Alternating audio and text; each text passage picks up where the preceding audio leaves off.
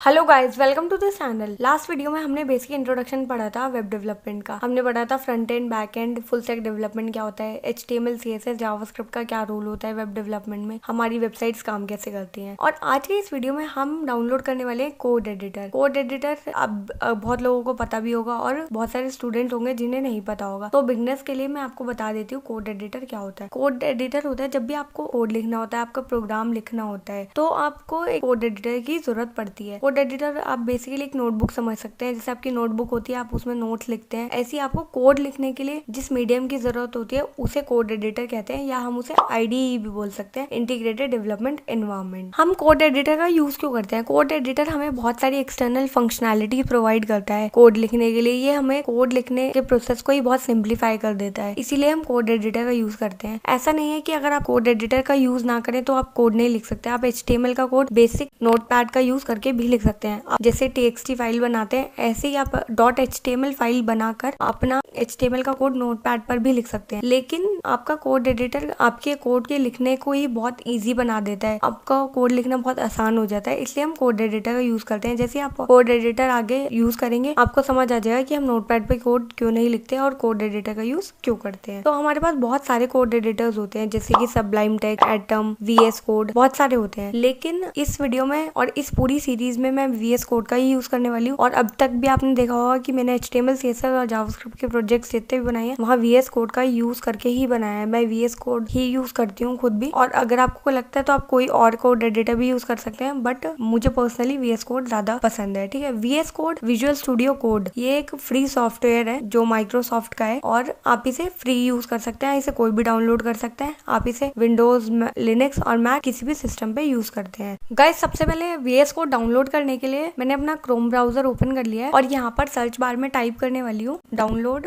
VS code. यहाँ देखिए, सबसे पहले जो आपकी वेबसाइट आएगी code.visualstudio.com, ये आपको ओपन करनी है। यहाँ देखिए, आपकी VS कोड की ऑफिशियल वेबसाइट ओपन हो चुकी है। अब यहाँ पे आपको डाउनलोड करना है। यहाँ पे ये दिखा रहा है आपको, अगर विंडोज के लिए डाउनलोड कर रहे हैं, विंडोज 10, 11, आप यहाँ से डाउनलोड कर सकते हैं। आपको लिनक्स के लिए डाउनलोड करना है तो आप यहाँ से कर सकते हैं, और अगर आपको macOS के लिए करना है तो आप यहाँ से कर सकते हैं। आपके पास जो भी मशीन है आप उसके अकॉर्डिंग डाउनलोड कर सकते हैं। अब मेरा सिस्टम विंडोज है तो मैं विंडोज पे क्लिक कर दूंगी और ये यहाँ से डाउनलोड हो जाएगा। और ये देखिए, यहाँ पर ये भी दिखा रहा है कि टेस्ट वर्जन आया है, तो वो की इन्फॉर्मेशन भी दे रहा है। अब यहाँ विंडोज पे क्लिक करते हैं और ये डाउनलोड पे लगा देती हूँ मैं। तो देखिए, इसको डाउनलोड स्टार्ट हो गया, और आपके इंटरनेट पे डिपेंड करता है कि आपका इंटरनेट कितना फास्ट है, ये उतनी जल्दी डाउनलोड हो जाएगा। गाइस, जैसे ही आपका डाउनलोड कंप्लीट होगा और आप उस फोल्डर पर डबल क्लिक करेंगे तो देखिए आपको कुछ ऐसी विंडो पॉपअप होगी, लाइसेंस एग्रीमेंट। आपको इस पे आई एक्सेप्ट एग्रीमेंट पे क्लिक करना है, नेक्स्ट करना है, और यहाँ पर देखिए ये जो क्रिएट अ डेस्कटॉप आइकन है, या जो भी चेक्स हैं जो आपके चेक नहीं हो रखे, आपको इन्हें चेक करना है और नेक्स्ट पे क्लिक करते जाना है, और यहाँ इंस्टॉल करना है। अब आपका VS कोड यहाँ पर इंस्टॉल हो जाएगा। ये देखिए, VS कोड इंस्टॉल हो रहा है। अगर आपके PC में आपने ऑलरेडी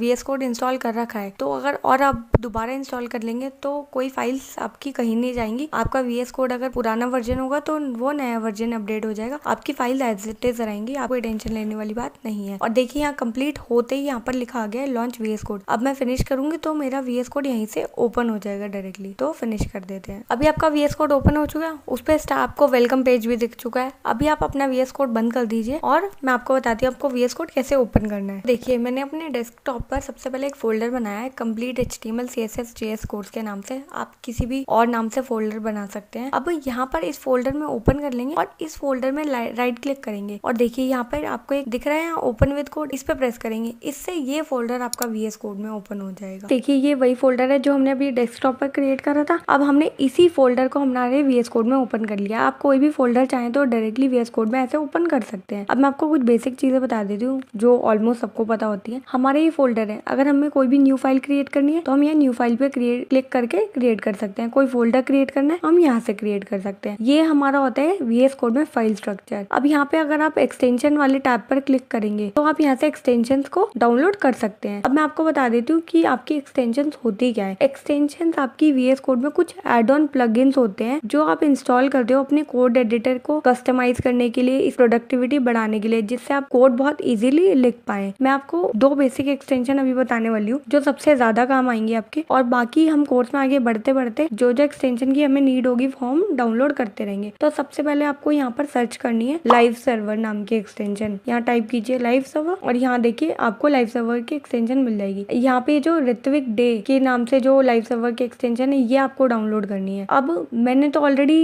इंस्टॉल कर रखी है, इसलिए यहाँ पे मैं इसे एक बार अनइंस्टॉल करके इंस्टॉल करके दिखा देती हूँ आपको। अनइंस्टॉल हो गई और अब मैं आपको एक बार इंस्टॉल करके दिखा देती हूँ। तो देखिए ये मेरी एक्सटेंशन यहाँ से इंस्टॉल हो रही है। अब इसके बाद एक और एक्सटेंशन होती है जो बहुत ज्यादा जरूरी होती है। ये खासकर बिगिनर्स के लिए बहुत अच्छी रहती है, क्योंकि आप क्या करते हैं एक साथ आप अपना कोड भी कर रहे होते हैं और लाइव सर्वर में बार बार आपको अपना क्रोम खोल के देखना पड़ता है ब्राउजर, कि आपके कोड में आपने जो जो चेंजेस कर रहे हैं वो कैसे विजिबल हो रहे हैं। लेकिन आपकी जो लाइव सर्वर लाइव प्रीव्यू होती है, ये जो माइक्रोसॉफ्ट ने रिलीज करी है ये एक्सटेंशन, इससे आप डायरेक्टली अपने कोड को और अपने डिजाइन को जो भी है वो एक साथ विजिबल कर सकते हैं। देखिए यहाँ पे इन्होंने बता रखा है कि यहाँ पे आप कोड करते रहिए और यहाँ पे आपकी सीधा डिजाइन जो जो आप चेंजेस करते जा रहे हैं वो डायरेक्टली आपको विजिबल होते रहेंगे। हम ये दोनों एक्सटेंशन का भी यूज करने वाले हैं और बाकी एक्सटेंशन मैं आपको आगे कोर्स में बढ़ते बढ़ते बताती रहूंगी। ठीक है, तो यहाँ से इनको अभी क्लोज कर देते हैं और हम आ जाते हैं फाइल्स फोल्डर वाले स्ट्रक्चर पे। देखिए अब मैं आपको आपका थीम चेंज करना बता देती हूँ, जिससे आप अपने VS कोड को कस्टमाइज कर पाएंगे। देखिए यहाँ पर आप सेटिंग में आएंगे और यहाँ पर क्लिक करेंगे नीचे थीम्स पे। थीम्स पे क्लिक करते ही आपको कलर थीम दिखेगा, इस पे क्लिक कीजिए। यहाँ पे आपको बहुत सारे थीम्स मिल जाते हैं, जैसे आपके ये लाइट थीम्स है, लाइट मॉडर्न, ये देखिए अलग अलग थीम्स आपको मिल जाएंगे। नॉर्मली यूज करती हूँ मैं डार्क विजुअल स्टूडियो, आप कोई भी कर सकते हैं अपने अकॉर्डिंग। ये देखिए डार्क मॉडर्न, डार्क प्लस, किम्बी डार्क, बहुत सारे थीम्स हैं, आपको जो भी पसंद आए इनमें से आप यूज कर सकते हैं। देखिए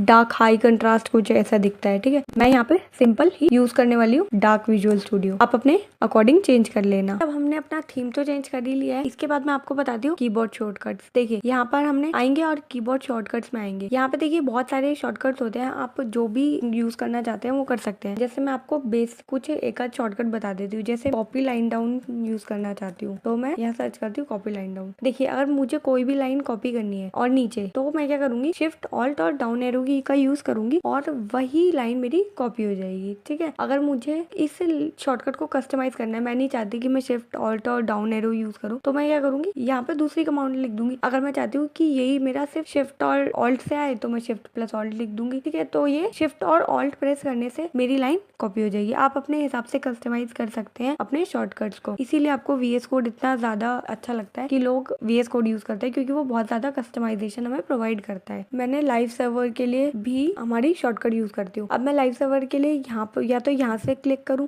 गो लाइव पे, तो मेरा लाइव सर्वर ऑन हो जाता है, या मैं एक काम कर सकती हूँ कि अपना शॉर्टकट यूज कर लूँ। तो मैंने लाइव प्रीव्यू के लिए Alt+S यूज कर रखा है और लाइव सर्वर के लिए Alt+L। ठीक है, ये दोनों शॉर्टकट्स है जो मैं यूज कर लेती हूँ। आप भी अपने अकॉर्डिंग शॉर्टकट्स कस्टमाइज कर सकते हैं। तो ये देखिए ये हमारे हो गए शॉर्टकट। इसके बाद जैसे हमारा ये होता है फाइल, आप इसमें हमेशा ऑटो सेव कीजिएगा, वैसे हमारा कोड हमेशा ऑटो सेव ही होता है। आप यहाँ बहुत सारे चेंजेस हैं जो देख सकते हैं और आप अपने अकॉर्डिंग अपने VS कोड को कस्टमाइज कर सकते हैं। सो गाइज हम नेक्स्ट वीडियो में HTML का बेसिक स्ट्रक्चर देखेंगे और अपनी फर्स्ट HTML वेबसाइट भी बनाएंगे। अगर आपको ये वीडियो पसंद आई हो तो प्लीज लाइक एंड शेयर कर देना और इस चैनल को भी सब्सक्राइब कर देना। You can also follow me on Instagram, link आपको डिस्क्रिप्शन में मिल जाएगा। तो मिलते हैं नेक्स्ट वीडियो में, तब तक के लिए bye. Thank you for watching this video.